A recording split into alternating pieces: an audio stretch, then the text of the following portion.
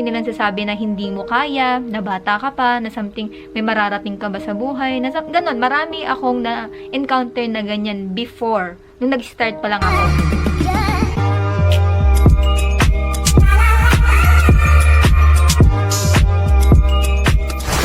It's me again, Eliza Montero, your pharmacist, and welcome to my channel! So, for today's video, magkakaroon tayo ng another pharmacy-related topic. Pharmacy-related video. So, yun na nga, kung nakikita nyo naman na sa title ng aking video na to, sa aking thumbnail, diba, na ang pag-uusapan natin is kung ano yung advantage and disadvantage ng pagiging pharmacy owner at the young age. So, yun. Kung gusto mo malaman kung ano yung aking naging experience in 3 years, just keep on watching.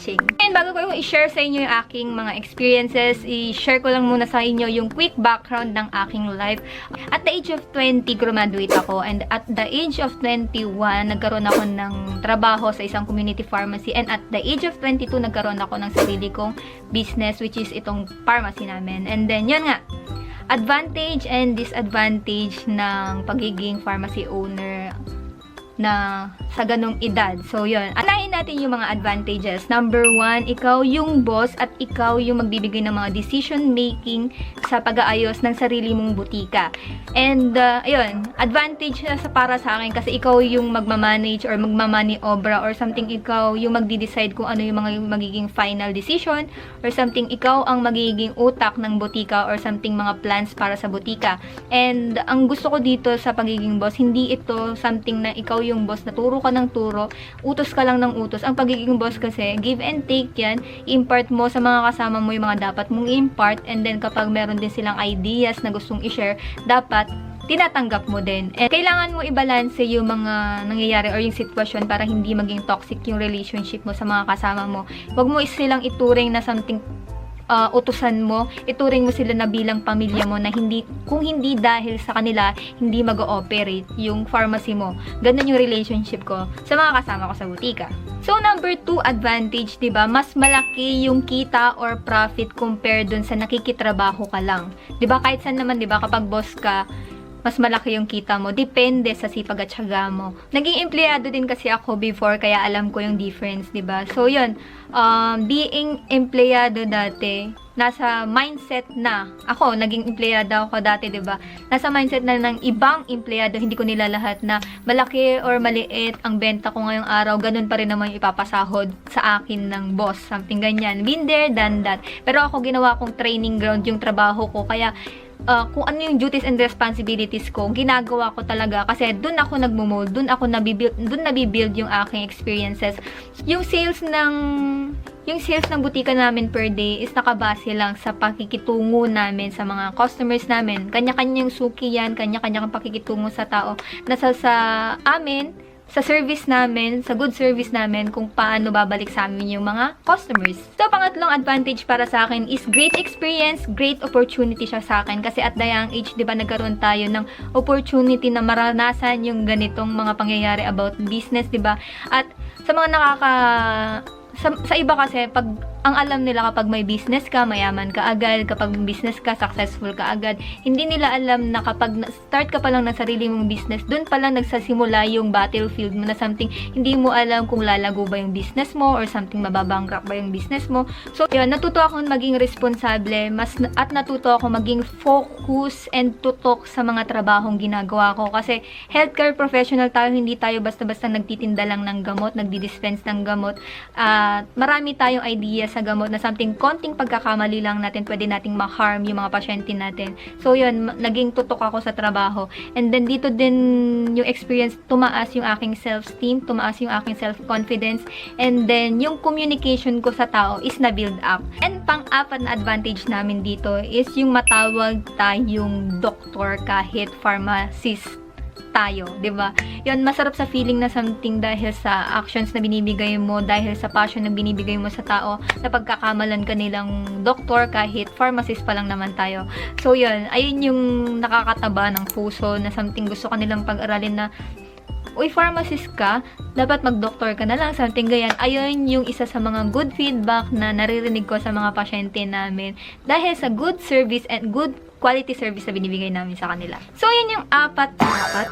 So, yun yung apat na advantages. Ayun pa lang naman so far yung advantages na gusto kong i-share sa inyo. Ngayon naman punta tayo dito sa aking tatlong disadvantage lang naman yung na-encounter ko so far, 'di ba, sa pagiging pharmacy owner at the young age, 'di ba? Nilang sasabi na hindi mo kaya, na bata ka pa, na something may mararating ka ba sa buhay, na ganon. Marami akong na-encounter na ganyan before, nung nag-start pa lang ako. Yung tipong akala nila pagmamayari ka nila kasi nga something kakaya-kayanin kanila kasi ang titignan nila kung ano yung narinting mo sa buhay. And then, syempre, 'di ba, nag-uumpisa pa lang ako. So, something nakikita nila ako as beginner na something walang patutunguhan. Ayun yung pinaramdam nila sa akin before. And then, an experience ko pala is yung, lalo na dun sa pag-ayos ng mga papers, yung tipong akala nila magiging sunod-sunuran ka lang and then oo ka na lang ng oo sa kanila kasi alam nila na hindi ka papalag sa kanila. Yung something papabalik-balikin ka nila sa pagpaayos ng papers, papagurin ka nila sa ganito kasi normal na yun, hindi sa lahat normal na something pahihirapan ka nila kahit madali naman yung proseso ng pag-aayos ng mga papers, something ganyan. Ganun yung gagawin nila sa inyo, ganun yung ginawa nila sa akin kasi alam nila na bata lang yan, hindi lalaban yan. May mga ibang tao kasi na ibabase nila yung respeto na ibibigay nila sa'yo base sa posisyon mo, base kung sino ka, at base sa edad na meron ka. So, yan, di natin may iwasan yung mga ganong bagay kasi makaka-encounter at makaka-encounter tayo ng mga ganong tao, pero hindi naman lahat, di ba? Ayun lang yung na-experience ko. Hindi ako galit. Ganun lang talaga yung na-experience ko. Ayun yung naging dahilan para mas maging tumatag tayo at mas maging strong. So, yun yung disadvantage na nakuha ko dati na dahil bata ka nga, ganun yung itatrato nila sa'yo. Dahil hindi ka kilala, ganun yung itatrato nila sa'yo. Dahil wala kang pangalan, ganun yung itatrato nila sa'yo. Ayun yung unang disadvantage. And yun, punta tayo sa pangalawang disadvantage. Less yung aking social life, diba? Nabawasan yung aking social life. Kasi lalo na nagsisimula pa lang yung business, nagpapakilala pa lang sa mga tao. Kasi independent yung pharmacy namin. Hindi kami tulad ng Watson's, generic pharmacy, or something, mga Mercury, something ganyan. AC Montero Drug Mart po. Ito yung butika po namin. Yon, independent po yung aming pharmacy, kaya nagpapakilala pa lang kami sa tao. So, kailangan maging tutok.